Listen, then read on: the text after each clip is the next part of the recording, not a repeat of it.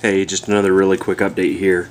One of the things that you want to do before you fab up your motor mounts, well, before you can mount your speed controllers and wires, you need to put your motors on, and then you need to make sure that through the full range of motion you don't get any binding or anything like that. Just go through and put some tie wraps on, or a little bit of cellophane tape, something like that, painter's tape, and then make sure that you can open it up and close it,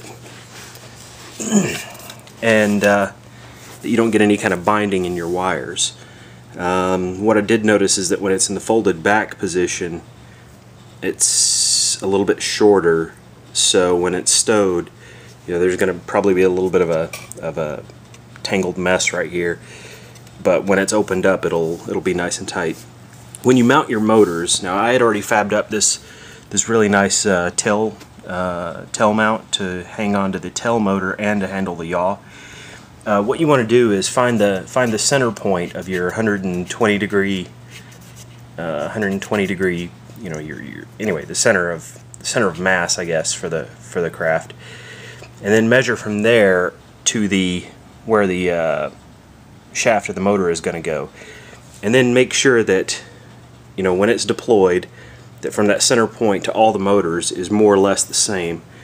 Well, pretty much more the same. I think I'm a couple of millimeters off, but it shouldn't be too bad. I think from the center point out, I got about 54 millimeters on every arm. Another thing that you want to do is, depending on the type of setup you use, again, I used some dowel that I inserted about 2 inches into the tail boom, and when this dowel comes out, depending on how you mount your motor, depending on what kind of motor mount system you use, you don't want your motor to be able to spin. You don't want the motor mount to be able to spin. So what I did is I flattened out the end of both of the rods, and then I put a level across it, so with a level on the main body showing level, and then I put the level on here to make sure it was level, and then put the level on there to make sure it was showing level, just to make sure that that the motors aren't tilted forward or back, or in or out.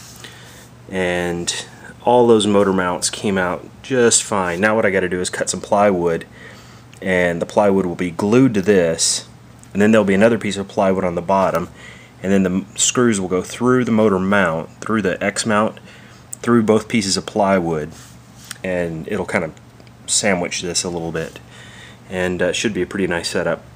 But I just wanted to show you this flattening out the ends of the dowels, just to keep your motors from rotating. And I also wanted you to see that the motors need to go on, and then put your wires on, and then open it and close it, and make sure that the wires are not going to bind up anywhere, especially around in here. Make sure the wires just aren't going to bind. They're not too short, they're not too long, and then you can go ahead and take everything off and mount everything in a more permanent way.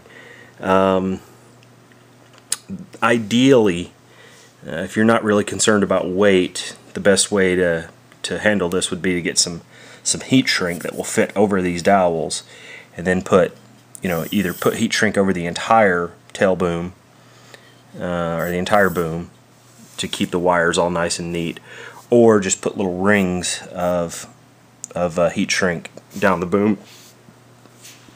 But I think I'm just going to use zip ties for now. I had toyed around with the idea of actually drilling a hole in and trying to run the wires through the middle of the tail boom, and then pop them out here at the end just to connect to the motor. But after thinking about that for a little while, I don't want to compromise the integrity of the tail boom, so that's not going to happen. Anyway, thanks for tuning in.